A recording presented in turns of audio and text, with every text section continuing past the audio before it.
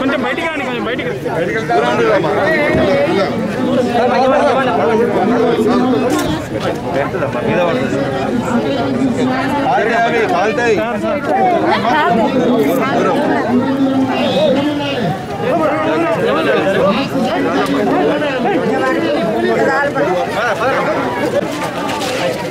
దూరం ఉండాలి. దయచేసి అందరూ సామాజిక దూరం పాటించాలి.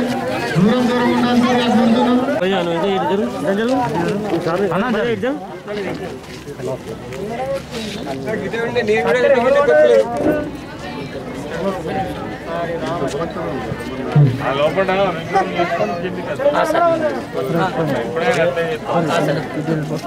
దయచేసి కాలనీవాసులు భౌతిక దూరం పాటించాలి. దూరం దూరం ఉండాల్సిందిగా కోరుతున్నాం. కార్తీక్ కార్తీక్ కార్తీక్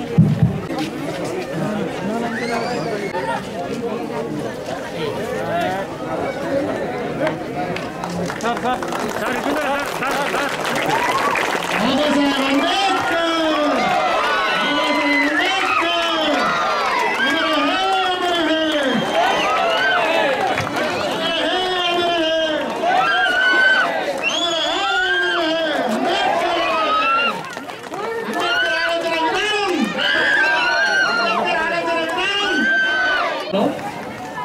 బాబాసాహెబ్ అంబేద్కర్ గారి ఇవాళ విగ్రహావిష్కరణకు ఇచ్చేసినటువంటి మా ప్రియతమ నాయకులు, మాకు దైవ సమానమైనటువంటి మా కొప్పులీశ్వర్ గారికి, మరియు మా ఎమ్మెల్యే గారు సంజయ్ డాక్టర్ గారికి, అదేవిధంగా ఓరుగంటి రమణారావు గారికి, మా బాల్యం రాజేందర్ గారు మా మిత్రుడు గారికి, గట్టు సత్యసేన గారికి, ధనపూడి జడ్పీటీ గారికి, మా ఏరి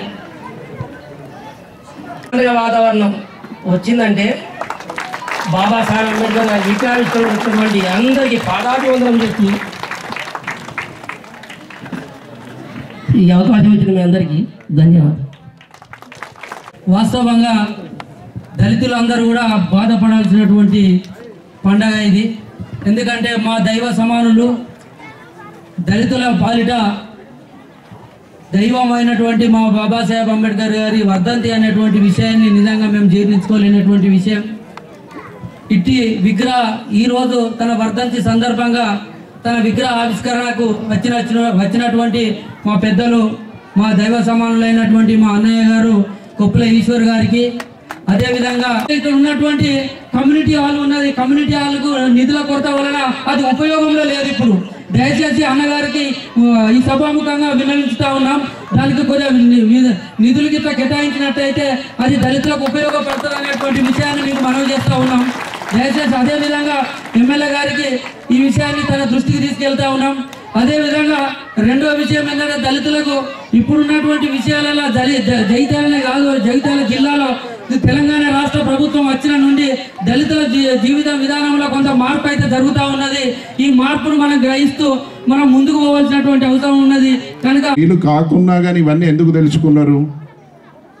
ఆ ప్రయత్నం మనం చేసినాడే నిజమైన అంబేద్కర్ వారసులం అవుతాం మనం. ఇంకొక గొప్ప విషయం ఏంటంటే ఈరోజు ఆ 36 కోట్ల ప్రజలు ఏదైతున్నదో ఈరోజు 136 కోట్లు అయినాం.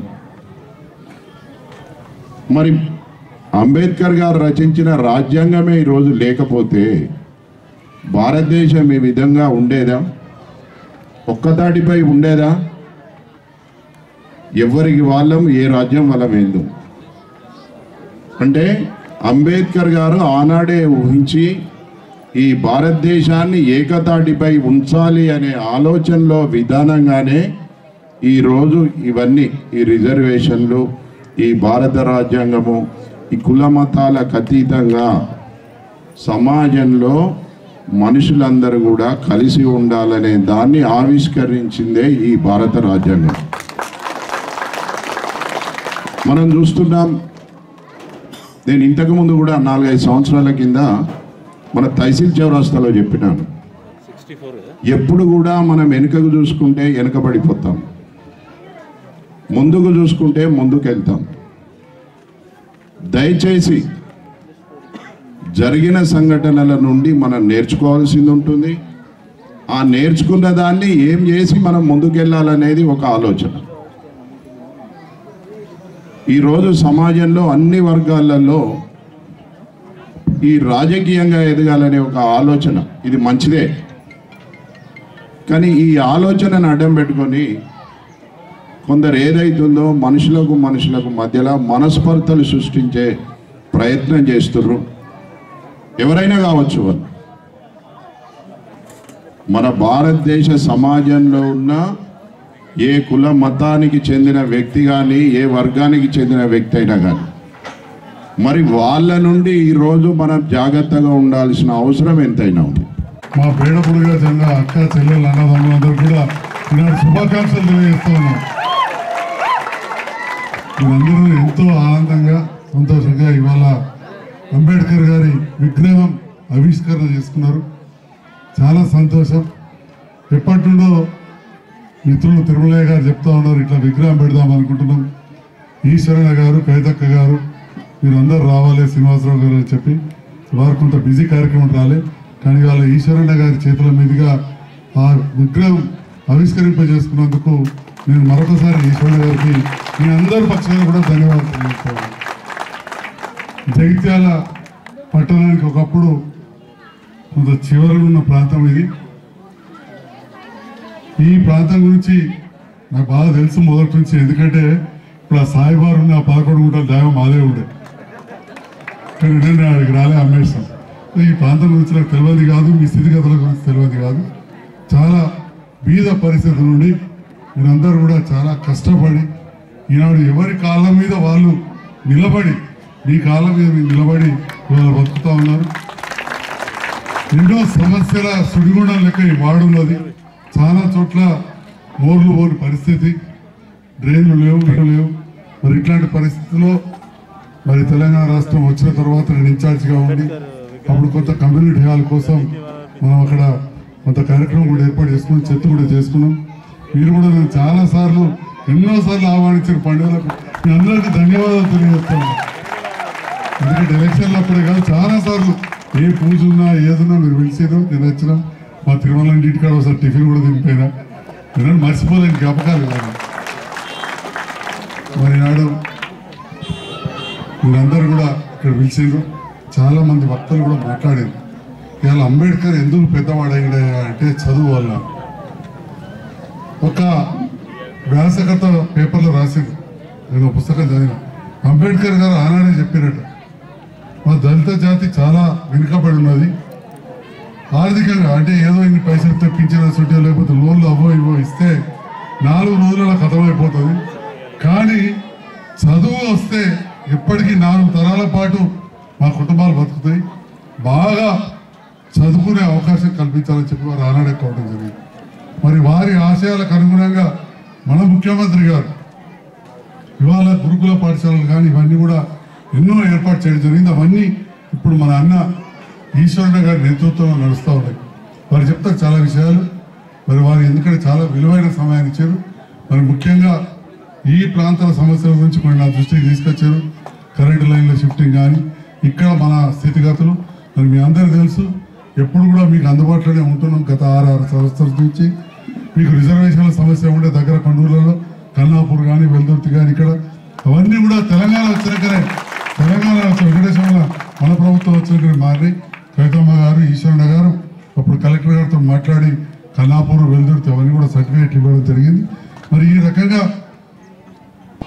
ఎలక్షన్లప్పుడు వర్గాలు ఏమైనా అందరూ కూడా కలిసి పనిచేస్తున్నారు. ఇలా తిరుమల ఈ ఎలక్షన్లో గెలిచిందంటే అన్ని వర్గాలను కలుపుకపోయాడు. మన ఓట్లతో పాటు అన్ని వర్గాల ఓట్లు తీసుకున్నాడు. దాంతో ఆయన ఇవాళ ప్రజలు మెచ్చిన మనిషి అయ్యాడు. అందరితో మనం ఒకరికొకరికి కలిసి ఉండాలి. ఇవాళ జగిత్యాల నియోజకవర్గ పరిధిలో జిల్లా స్థాయిలో అన్న నియోజకవర్గ ప్రజలు నేను ఇలా రాష్ట్ర నాయకులు కూడా ఉన్నారు ఇక్కడ దళిత సంఘాల వాళ్ళు, వారి ముందు నేను హామీ ఇస్తా ఉన్నా, ఎక్కడ కూడా దళితులను అంటరాని వారిగా చూడడమే కానీ ఏదైనా జరిగితే మాత్రం నేను కూడా ఎట్టి పరిస్థితుల్లో సహించేది లేదు, మీ పక్షాన ఉంటానని చెప్పి కూడా మీ అందరికీ తెలియజేస్తూ నాకు ఈ అవకాశాన్ని ఇచ్చినందుకు ఇక్కడి బేడబుంగ సంఘాల ప్రజలందరికీ అదేవిధంగా మీ నాయకులకు ధన్యవాదాలు తెలుస్తున్నా. జై జై తెలంగాణ, జై. మా కాలనీ వాళ్ళు చాలా మంది ఇండ్లు లేక చాలా ఇబ్బంది ఉన్నాయి సార్. అన్ని గుడిసెలు, ఒక 10 ఇండ్లు తప్ప అన్ని మిగతా అన్ని గుడిసెలే సార్.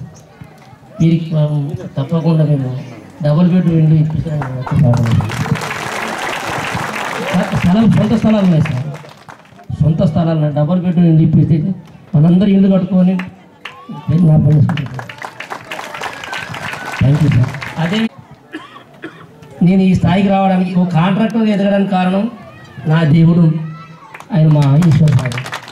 ఎందుకంటే ఫస్ట్ నుంచి బోర్లు వేసేది, బోర్ల తిరుమల అందరు ఇన్ఫోసారం చేస్తే ఇన్ఫోసారం తిరుమల అన్నారు.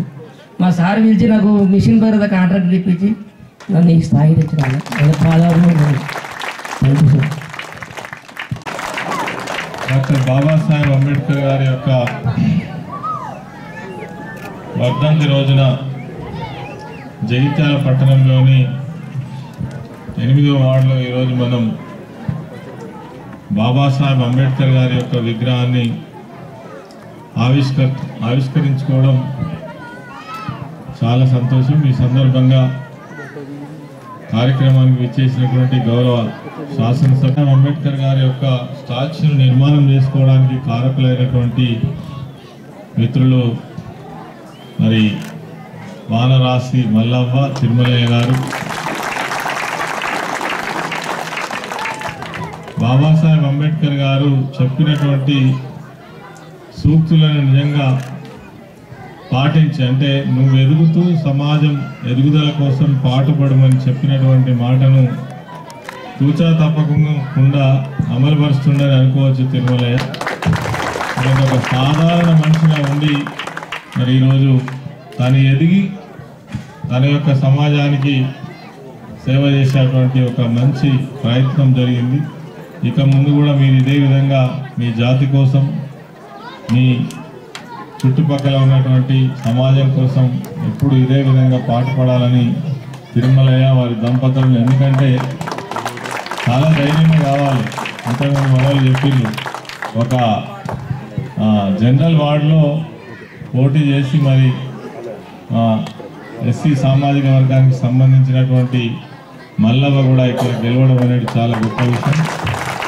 సరే, గెలవడం అనేటువంటిది ఒక ఎత్తు అయితే గెలిచిన దానికి అర్థవంతంగా ఈ వార్డులో మరి నిజంగా జనరల్ నుంచి గెలిచినటువంటి వాళ్ళు ఉంటే కూడా ఇంత గొప్పగా పనిచేయలేకపోదురు అనేటువంటి భావం కల్పించే విధంగా మీరు పనిచేయాలి. ఎందుకంటే మీకు ఎమ్మెల్యే గారు ఉన్నారు, అదేవిధంగా ఇంకా ఏదైనా అవసరం వచ్చినప్పుడు మేము కూడా పూర్తి స్థాయిలో సపోర్ట్ చేస్తామని తెలియజేస్తూ, కేవలం ఇంటర్మీడియట్ వరకే ఆగిపోతున్నారు, మళ్ళీ చదువు అవకాశాలు తగ్గిపోతాయి, అక్కడితోటే ఆగిపోవడం వల్ల వీళ్ళ భవిష్యత్తు అంధకారం అవుతుందనే ఉద్దేశంతో ఒకేసారి తెలంగాణ రాష్ట్రం వచ్చిన తర్వాత 30 డిగ్రీ కాలేజెస్ మహిళల కోసం ఏర్పాటు చేసినటువంటి విషయం కూడా ఈ సందర్భంగా మనం చేస్తున్నాం.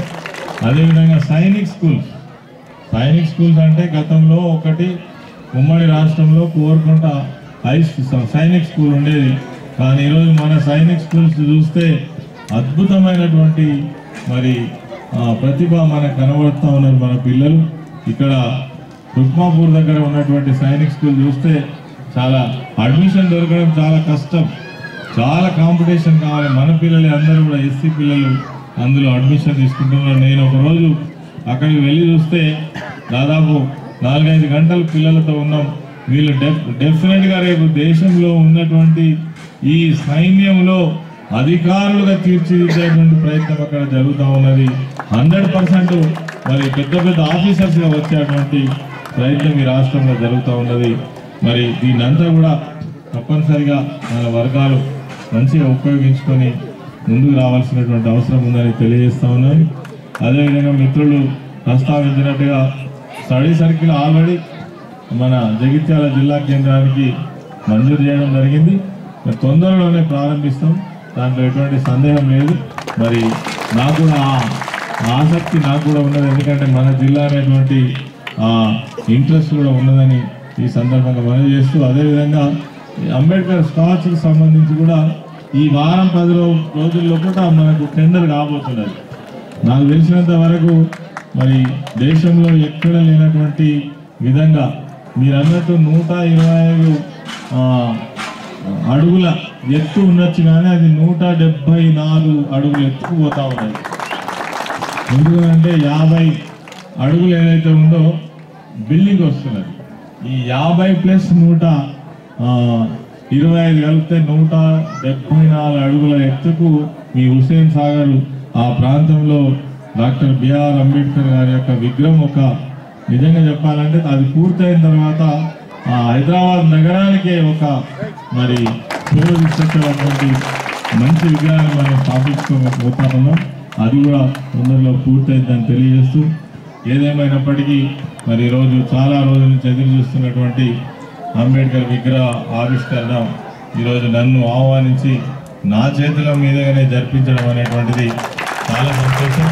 మరి తిరుమలయ్య గారికి, అదేవిధంగా కాలనీ వాసులైనటువంటి మా అక్కా చెల్లెళ్ళందరికీ, తర్వాత మిత్రులందరికీ, ఇక్కడికి వచ్చినటువంటి ప్రతి ఒక్కరికి కూడా ప్రత్యేకమైనటువంటి ధన్యవాదాలు, కృతజ్ఞతలు తెలియజేస్తూ నేను ముగిస్తాను.